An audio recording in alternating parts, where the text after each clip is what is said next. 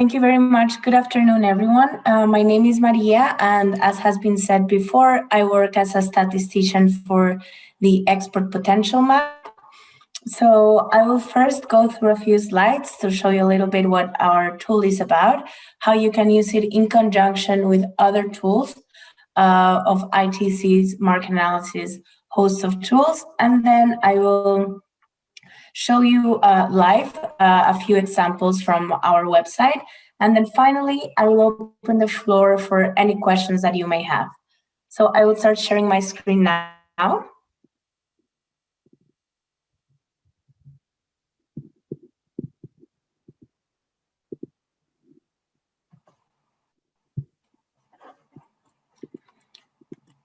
So the objectives of this presentation is to make sure that you are familiar with what the export potential indicator measures and the intuition behind it.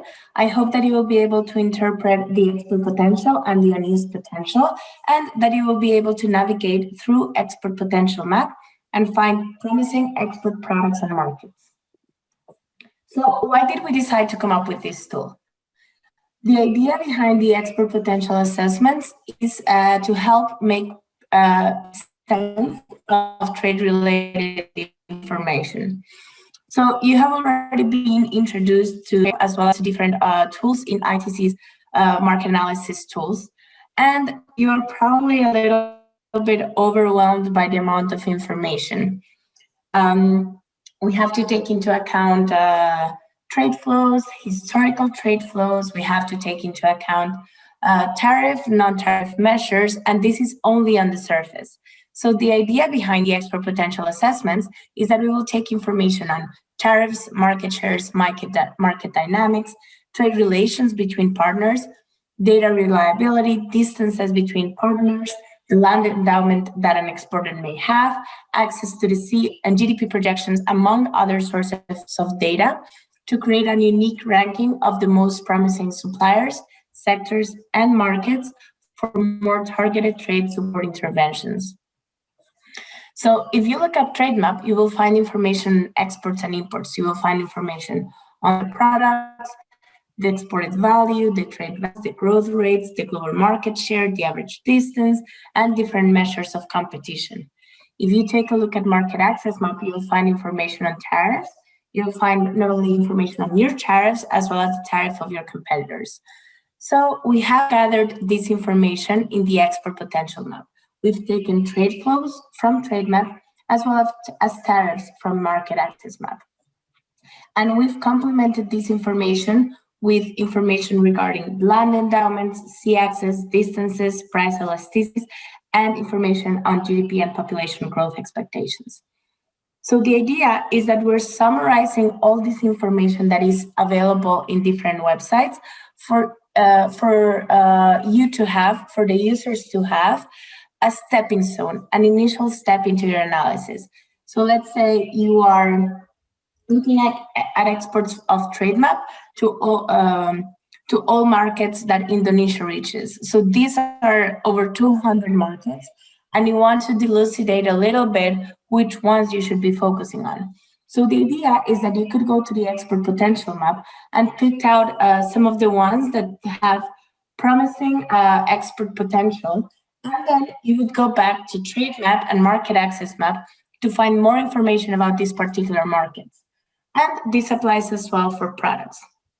When we're talking about products, it's even a larger amount. You have over 4,000 products that are being exported by Indonesia.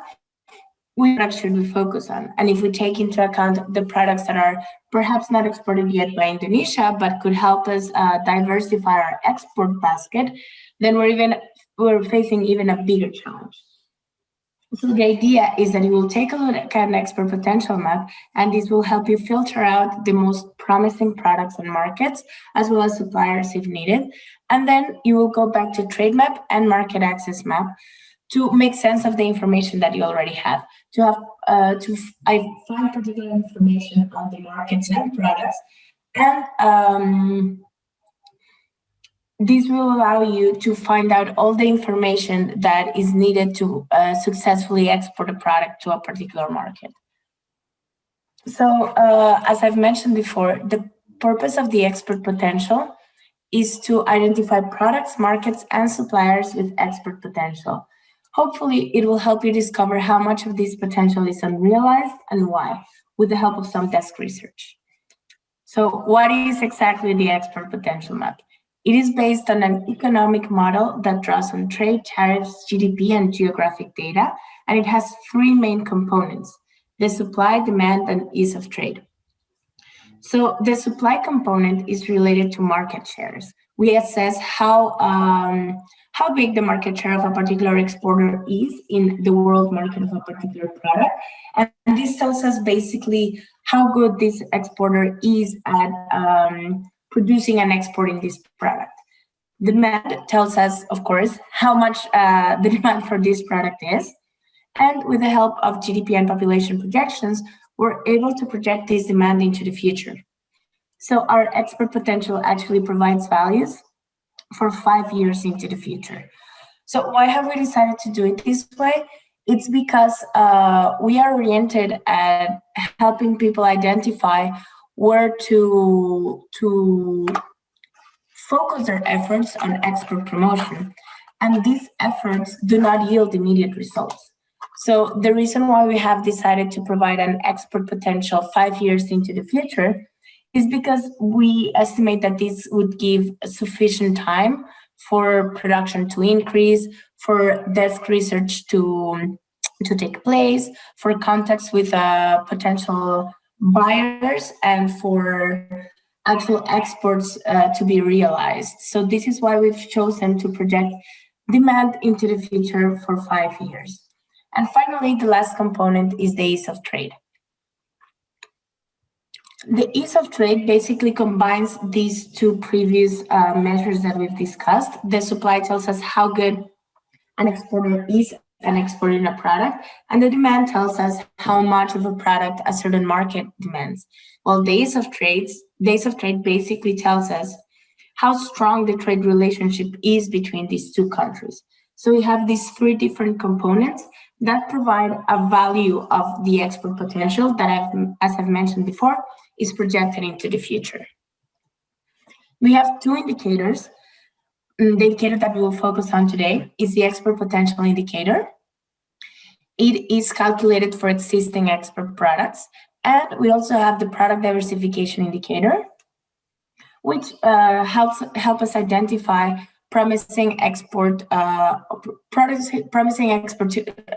opportunities to diversify the export basket.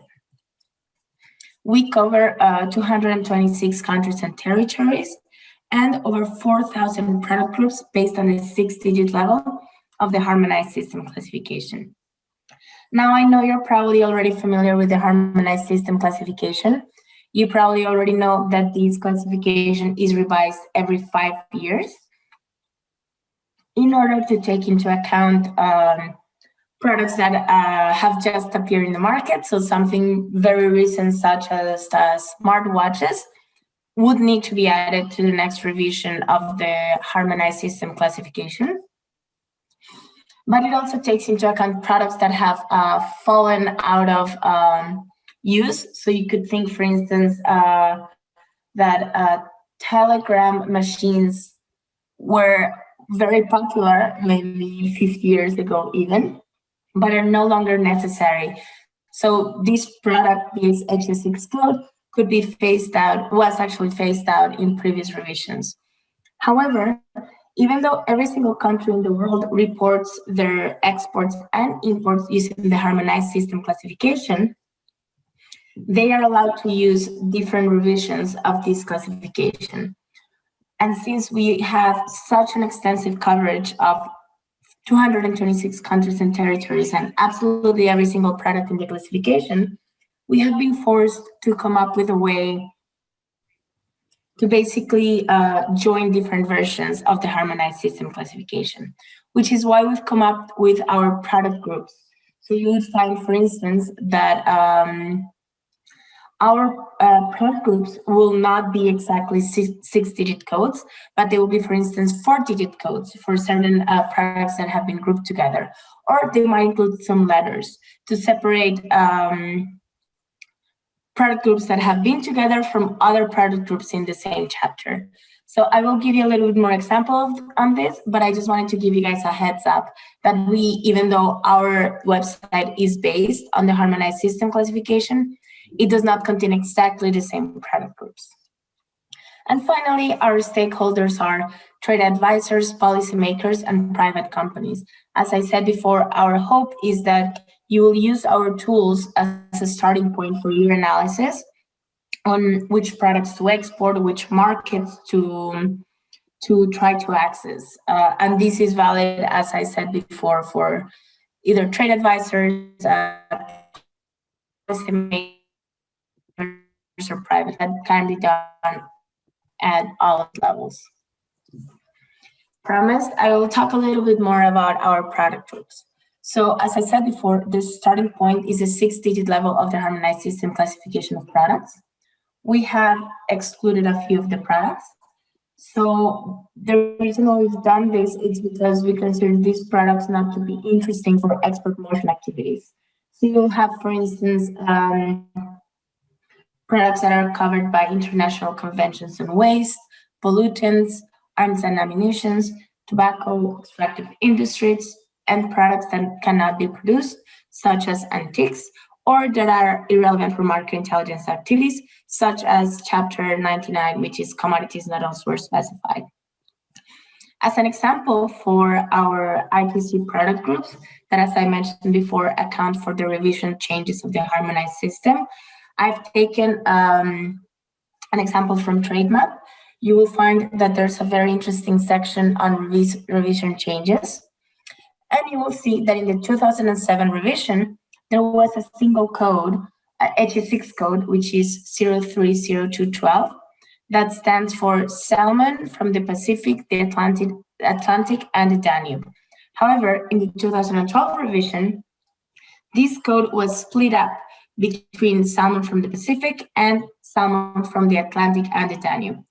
For us, since we're using reports from countries that use the 2007 revision, as well as the 2012 revision, but we are having a global model to identify the export potential, we have been a little bit forced to combine these two codes, 030213 and 030214, into one single code, which is 0302XA, that stands for fresh or chilled salmon. You will find, for instance, how our codes are constructed.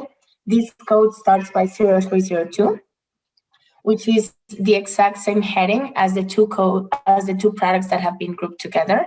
You will find an X, which means that this is not a product code that comes straight from the harmonized system, but that there is some kind of grouping behind. And then you'll find an A, which means that this is the first product group in the heading 0302. So we take these over 4,000 products and we have merged them into 16 sectors and 73 subsectors. Something that I should mention at this point is that export potential is completely additive. So if you want to explore the export potential of a sector or of a region, this is something that we offer in our website, and also something that can be done manually, of course, because of the additive properties of the export potential indicator.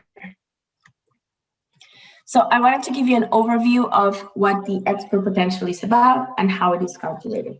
So as I mentioned before, we have three key components to calculate the export potential indicator: demand, supply, and ease of trade between the market and the exporter. And as I said, this is calculated for 5 years into the future. Demand is how much of the product the importer will demand. Supply is how much of the product can the exporter supply already. And ease is how easy it is for the exporter and the importer to trade with each other. The export potential becomes then how much can be exported in thousands of dollars, represented in thousands of dollars. So we will provide you a value that can be comparable with the current exports. So the actual exports or the current exports is how much of the product is already exported. You will find that in this represented in this darker bar, And the whole bar represents the total export potential. So this difference between the export potential indicator and the actual export will provide us with the unrealized export potential, which will tell us how much the exports can grow. So if you don't mind, I will stop my presentation for a second just to see if there are some comments in the chat, because I've been seeing a few notifications pop up.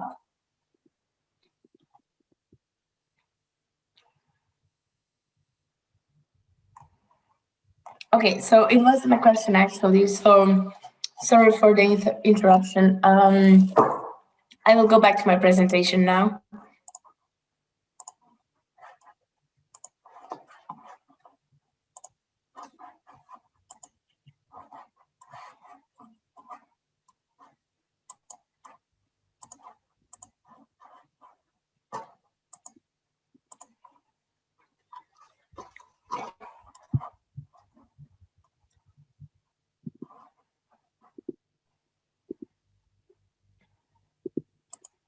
Sorry.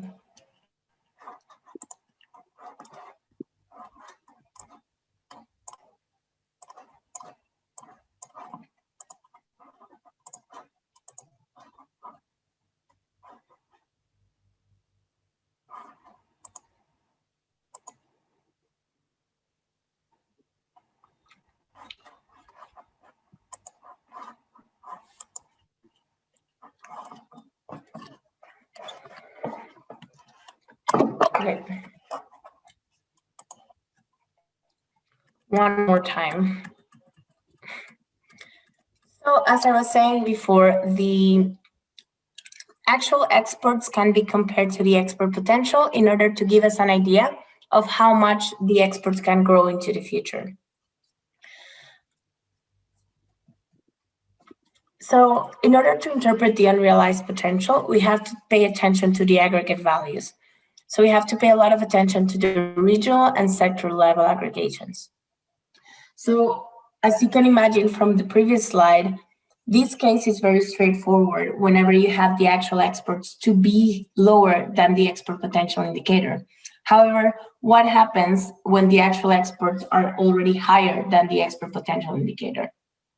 This is not a mistake. This is something that can happen. And this actually shows that an exporter has been sort of like overrepresenting itself in this market. It has been focusing too much on this market, just to say. It could also mean that there will be pressures from other competitors in this market. So any exporter that has an export potential lower than the actual exports, we're not trying to tell them not to export to this market anymore, but it's just a little bit of a heads up, like, hey, other competitors might become even more competitive in this market in the future. You might not be very well positioned to sustain this level of export potential in this level of exports in the future. There might be even a decrease of demand expected. So it's sort of like a pay attention here. There might be some difficulties along the way, but it is in no way, shape, or form an indication that we are recommending a country to reduce their exports in a particular market. So whenever this happens, the unrealized export potential, instead of taking a negative value, we simply take a 0. So this is why whenever you see aggregations on the export potential map, you have to pay a little bit of attention, because the untapped potential will not be the difference between the export potential indicator and the actual exports, but rather the sum of all the unrealized export potential values from the observations in that sector. So, as I was saying before, a negative gap between actual exports and export potential in one product market or supplier should not cancel out a positive gap in another, which is why we take a value of 0 instead of a negative value. So the unrealized export potential to a group of countries or products aggregates only those values where the actual exports are below the export potential value. Here is a little bit more of an example to put all of this into context. So the unrealized export potential can take two values. It can be either the difference of EPI and current exports whenever the EPI is above the export value, or it takes a value of 0 whenever the export value is equal or below the export value.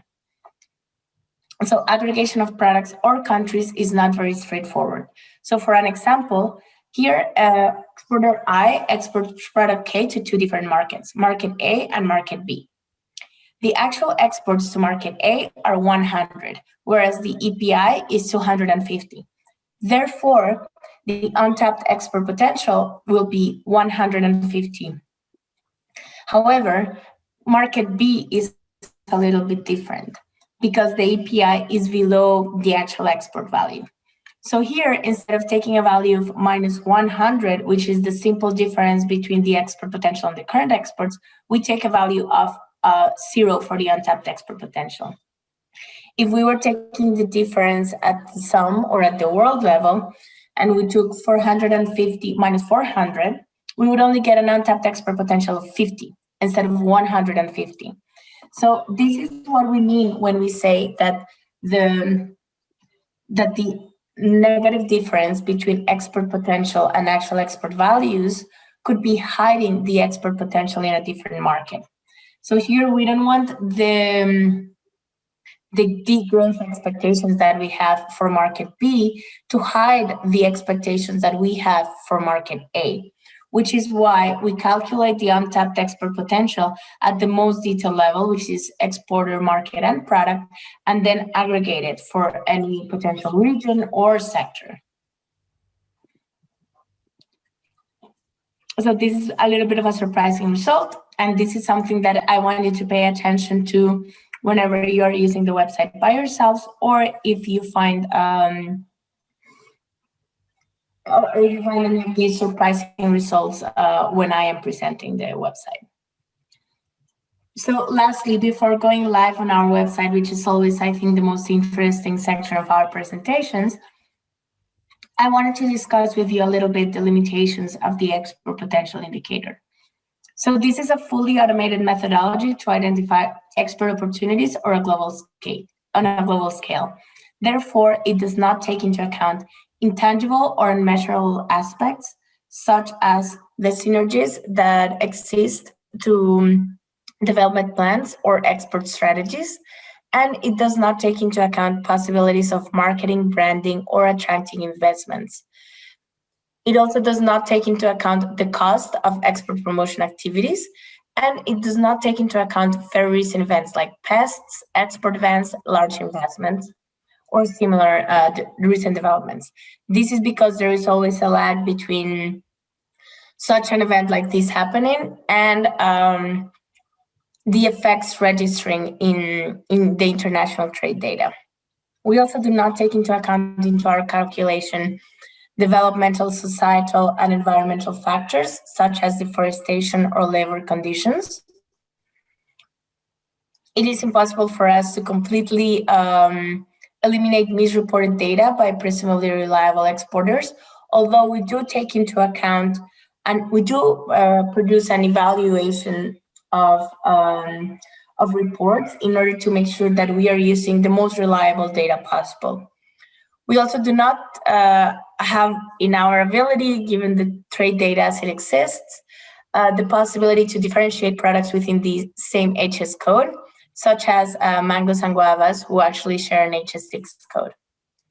Finally, I would like to remind you that the export potential assessment is the starting point in a decision-making process, and therefore it needs to be complemented with further research and stakeholder consultations.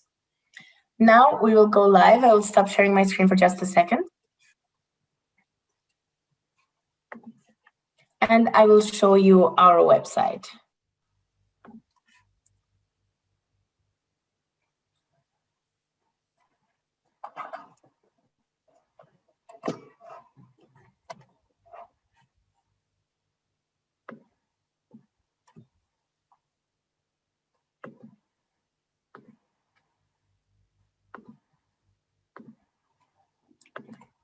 So here you have it, the export potential map. The address is expertpotentials.intersend.org. I have included in the presentation that we will then share with you, so there's no need for you to try to memorize it or anything. Our website is available in 3 different languages: English, French, and Spanish. So if you're ever sharing this information, this website, with other people who are more comfortable in either one of these languages, this is also a possibility. This is our landing page. Here we've provided a little bit of information on what the Expert Potential Map does, and there is a video that shows you a little bit how to navigate and the different information that is available here. We've also provided a few examples of that we consider interesting of how our indicators can be used. And there's also a little bit more of information below, where you can find information on recent developments, recent applications of our methodology, as well as data updates or how our data is being used in social media. And finally, a little bit of information on where the funding comes from and the German Design Award that we received in 2008 for the design of our website. So how do you enter the Export Potential Map? Well, there are 2 different possibilities. You may either navigate here through the different types of products, markets, or exporters, or you could go here and tap in the country that you are interested in, or the product is also a possibility. You may also select a region, sub-region, or a sector or subsector. So once you've selected a country, you can choose to either investigate this product as an exporter or as a market. The default is the exporter one. So I've selected Indonesia. And the first thing that I see is that Indonesia has an untapped export potential of $92.4 billion. So this means that by 2026, it's 5 years into the future, the total exports of Indonesia could be 92.4 billion bigger than they are right now. We then have 2 options. We may either export products for the Indonesian markets or export markets.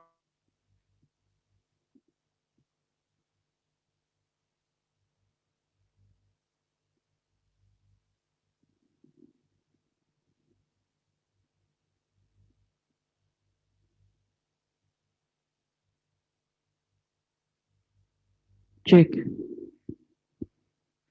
Iya dia hilang. I think kayaknya kita lost deh. Nah, iya. Beras Siti? Mas Ahmad. Iya. Oke.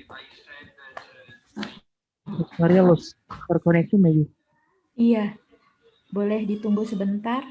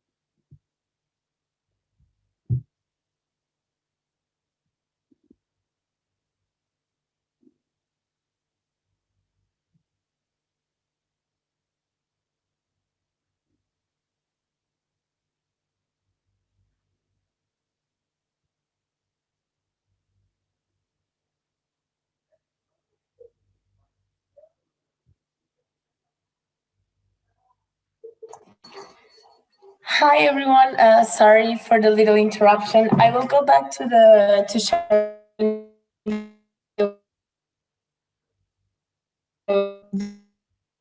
the website website and the home screen to make sure that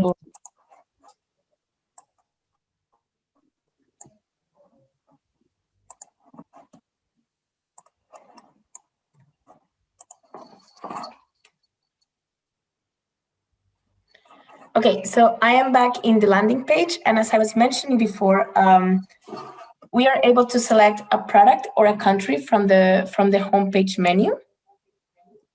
And here I will just simply tap Indonesia, and I will find information about the untapped export potential. So as I was saying before, we project that by 2025, Indonesia could be exporting $92.4 billion. So something that I did not mention before a little bit is what this could be depends on. So what does Indonesia need to do to reach this amount of growth? Well, part of it, it's simply growth in demand. As population grows, as income in our markets grow, we will find simply a bigger market.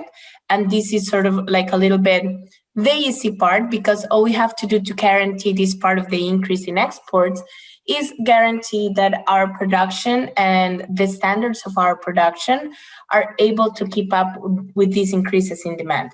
However, there is other part that is, I would say, perhaps a little bit more complicated.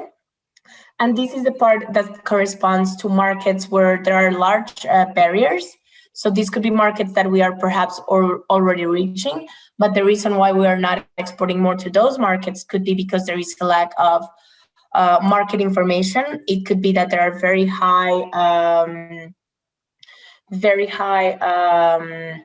barriers to trade. So there could be, for instance, non-tariff measures in place. There could be some problems as well with a mismatch between the demand in this particular market and the type of product that is actually being exported by Indonesia.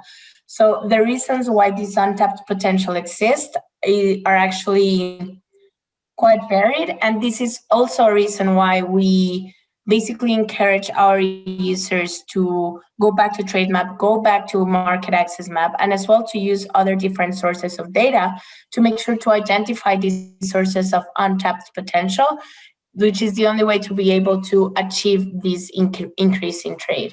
So as I was saying, I will just click on explore products. We have two options. We can either see the markets that Indonesia is already exporting to, or we can see the products that it already exports. And as I was saying before, you can either navigate through the drop-down menu, or you can navigate through the different tabs. Here, we're in the products tab, and we are looking at the tree map. So here, what we're actually able to see is what we call the tree map. So this, if you're not already familiar with this type of representation, it basically helps us see the part of a whole. So for every single graph on export potential map, you will find a menu on the left-hand side, which will show you the variable that you're looking at. So in this case, we're looking at the export potential as opposed to the product diversification indicator. We are looking at the exporter Indonesia, and the market that we're looking at is the world. We're looking at products instead of subsectors, and we have, as a default in this particular graph, we are showing the top 50 products in terms of export potential of Indonesia to the world. So how to interpret this graph? You will find the information at the bottom of the graph. This is the case, as I mentioned, for every single graph on export potential map. So we see that the lighter area of the squares, or the entire size of the squares, shows the export potential.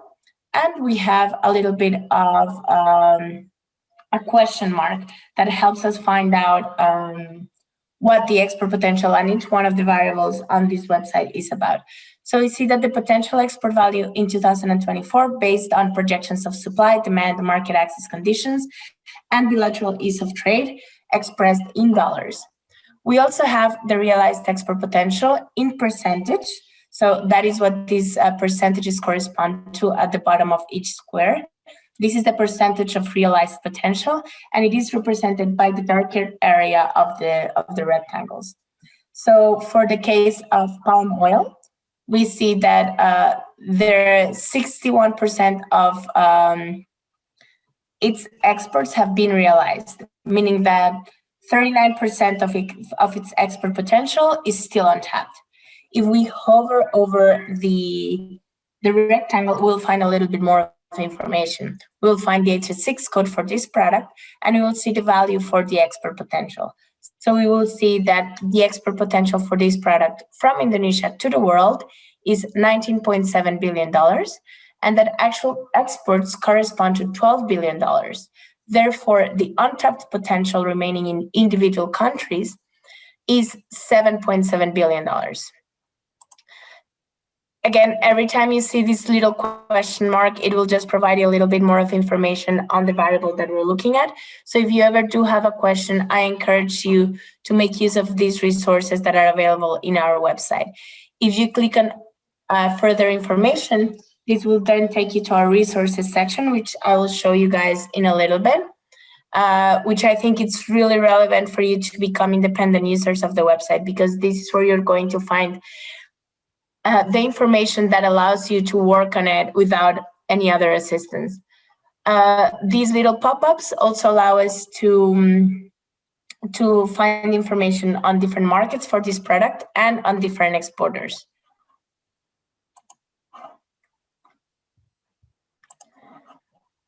I will just show you quickly how the left-hand side menu works. You will see, for instance, that the different colors correspond to sectors. So you will see, for instance, that chemicals here are represented by a dark shade of purple. You will see that apparel appears in orange. You will see that fertilizers appear in an even darker shade of purple, and coffee appears in some sort of blue. So if I am, for instance, interested in coffee, I will be able to click here on the corresponding rectangle and just click on markets. Or I could, for instance, also just find out more products on the coffee sector. I could select and unselect all the different sectors and just perhaps, and just select coffee here. So this will allow me to focus on the sectors that I am actually interested in, if that is ever the case. I could also select all the products in this sector and just do a little comparison. So this tells me already that the exports in the coffee sector for Indonesia are actually quite concentrated in a single product, which is coffee not roasted, not decaffeinated. And I will be able to find a little bit more of information here again on the pop-up menu. So I will see that the export potential for coffee not roasted and not decaffeinated, which corresponds to the HS6 code 090111, which is $1.9 billion. The actual exports for this product that are almost $1 billion, which means that there is $1 billion still remaining in unrealized potential in individual countries. For me to be able to find out what these countries are, I will just click here in markets. And this will actually redirect me to the markets tab. So as I was saying, there are two ways to navigate the export potential map. One could be through the different drop-down menus and selection menus, or we could simply navigate through the tabs if we already have a very good idea of what we're looking for.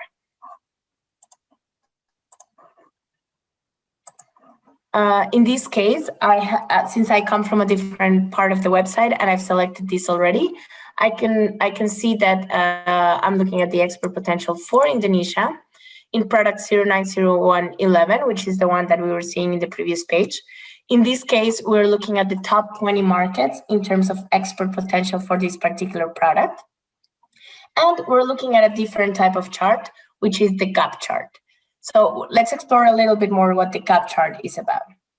I also wanted to mention that for every single graph in our website, you will have a key findings section that will help you, as well as the definitions below the graph. This key findings section will help you interpret what is being presented in the graph. So in this case, The markets with greatest potential for Indonesia's exports of 090111 coffee, not roasted, not decaffeinated, are Germany, the United States, and Japan. Germany shows the largest absolute difference between potential and actual exports in value terms, leaving room to realize additional exports worth 212.5 million. So let's delve a little bit into what the gap chart is telling us.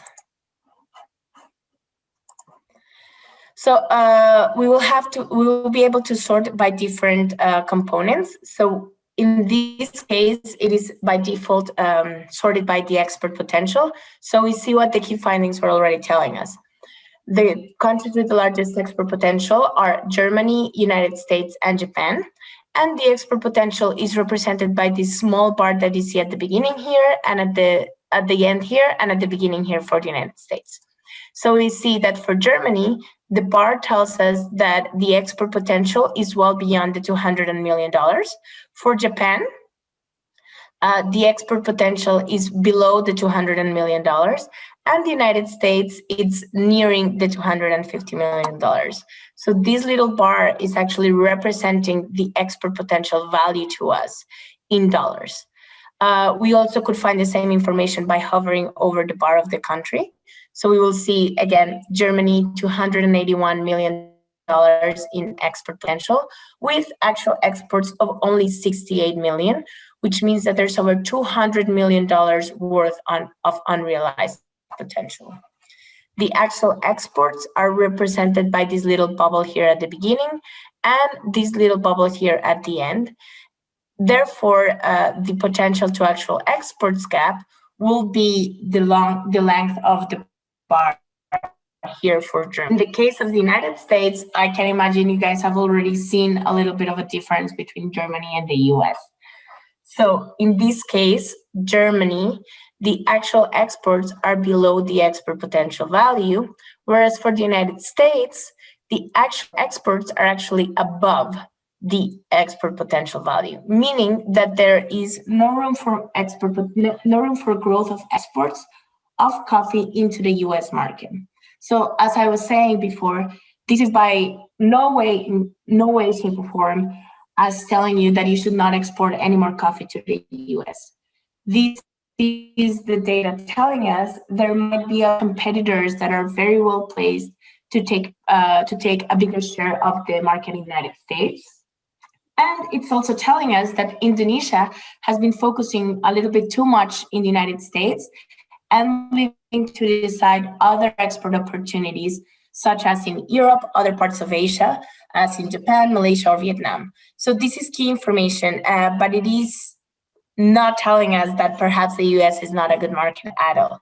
If we are interested in finding out what are the other competitors that we might have in the US market, we can go click here in exporters, and then we will see what are the competitors that are well placed to pose a threat for Indonesian exports of coffee to the United States.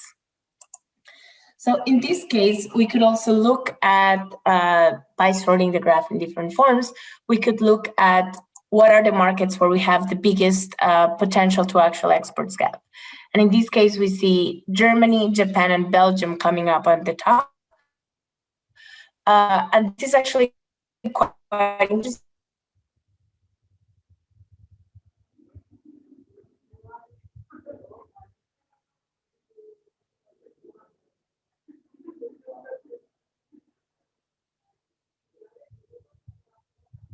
Cek.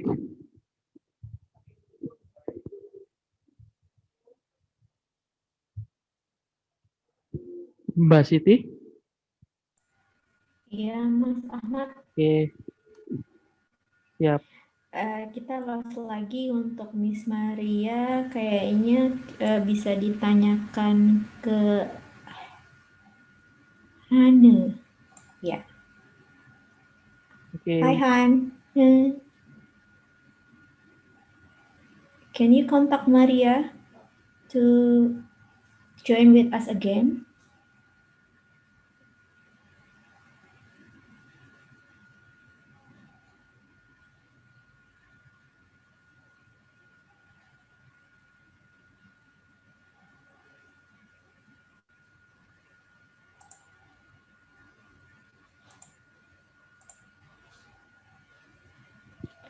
Okay, thank you. Thank you, Hana and Rajendra.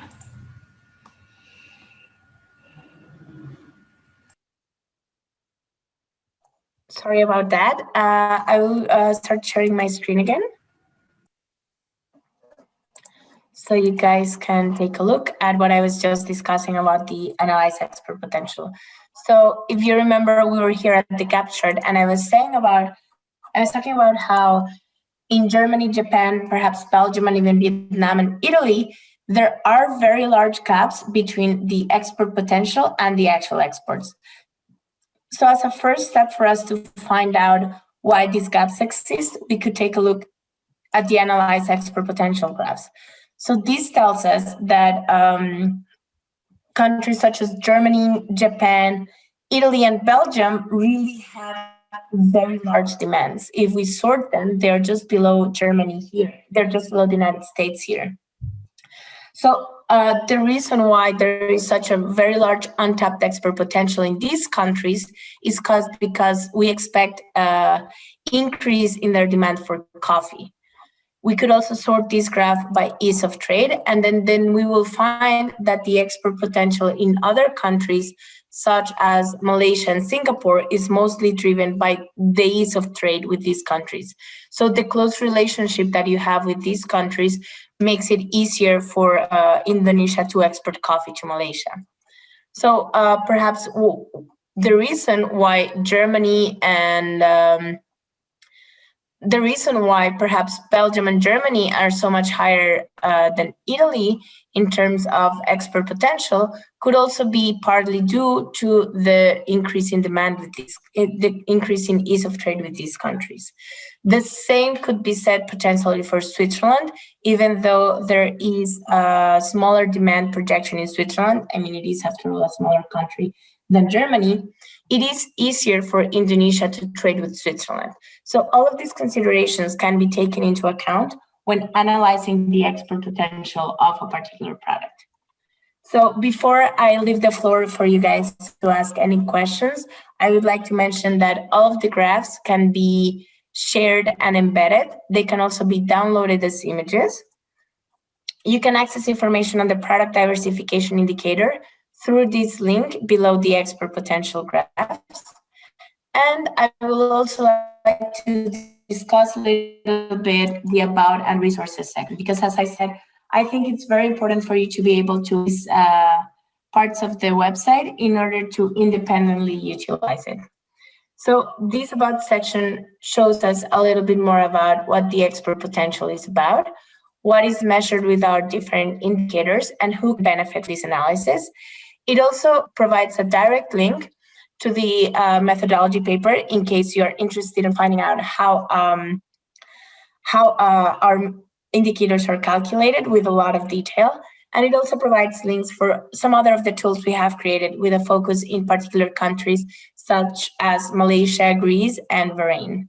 The resources section provides different subsections, including the data sources. Here you'll find information about the projections that we're using, the trade data that we're using, in case you're curious about any of this,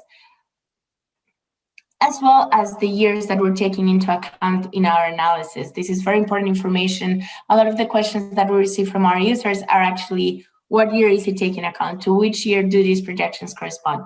So all of that information can be found here on the data sources section. We also have correspondence tables. These are very important for products that have been grouped into different product groups. So if we type here the example that I was giving you before,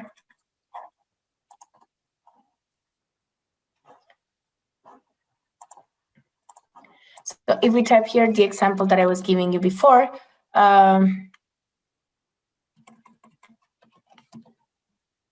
forgot the salmon code. Good thing this is quite flexible actually. So 0302.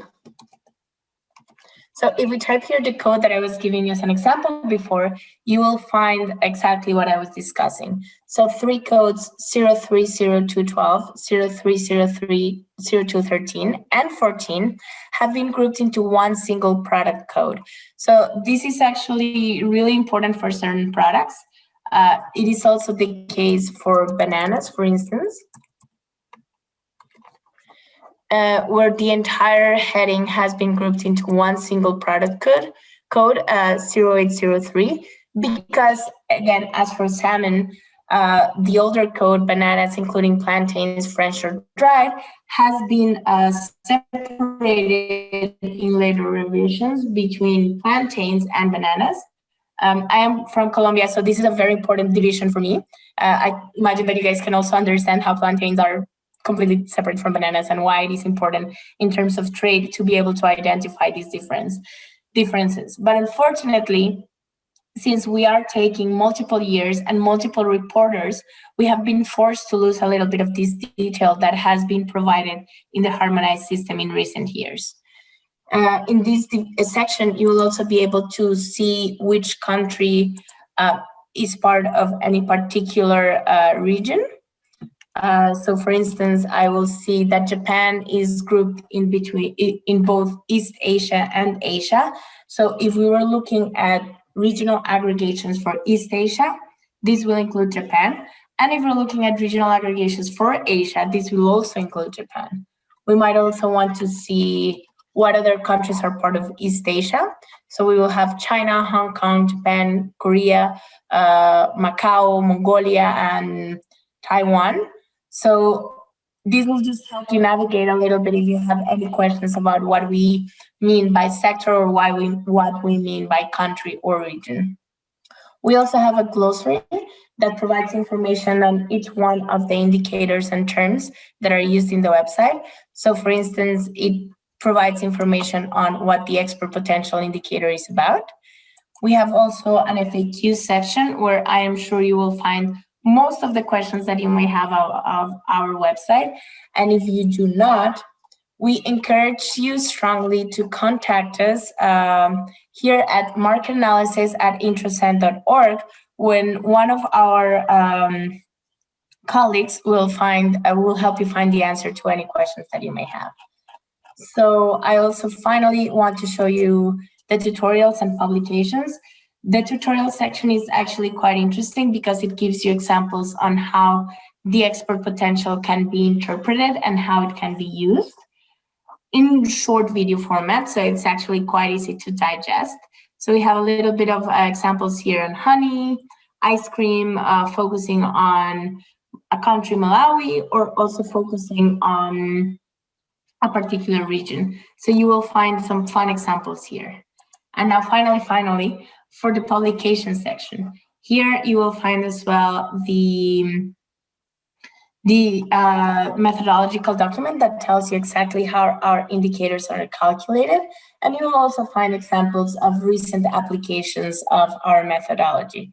So for instance, the most recent one is a study that uses the export potential indicator to identify products and markets with export growth potential for countries in the COMESA region. And this has a focus on generating jobs for women, which is part of one of the extensions that we have developed in our methodology. So knowing that I only have a few minutes left, I would like to open the floor to you. See if you have any questions. Feel free to either raise your hand if you are connecting through Zoom, write in the chat, or let me know if you guys have any questions. I will share the slides with Citi, so you will receive them as well. I see actually a question in the chat that I had not seen before. It is regarding the ease of trade. Okay, so what we basically take into account to calculate days of trade between two countries is the past trade with each other. So what we're basically saying is the US trades a lot, of course, with almost every single country in the world, but they just trade a little bit more with Canada and Mexico. So there may be many sources for that. In this particular example of Canada and Mexico, it's really easy for me to give you a reason why it trades a lot more with them. It's because they share huge land borders. It is very easy for them to physically trade. And they also have a very long-standing regional trade agreement between these three countries that has facilitated the integration of their value chains. So you will see that, for instance, cars that are produced in the US usually take a lot of parts and components from Canada and Mexico as well. So in this case, it is really easy for me to tell you that the US trades just a little bit extra with Canada and Mexico. But all of this causes the fact that they share a huge land border with easy transportation between them, the fact that there is a very long-standing free trade agreement with them, and the fact that there are very well integrated regional value chains. It's not something that we can capture for every single country in the world and every single one of their trade partners. So what we do is we look at the trade between them in the past, basically, and we see that Mexico does trade maybe a little bit extra with the US, and we just call this measure days of trade. But it is based on past trade relationships and not necessarily on the existence of any free trade agreements. And this is really simply because of unavailability of information. We just use the data that is available for us. I hope that really answers your question. I do encourage you to look at the frequently asked questions as well as the glossary if you want to find any more information about this. Does anyone else have any other question?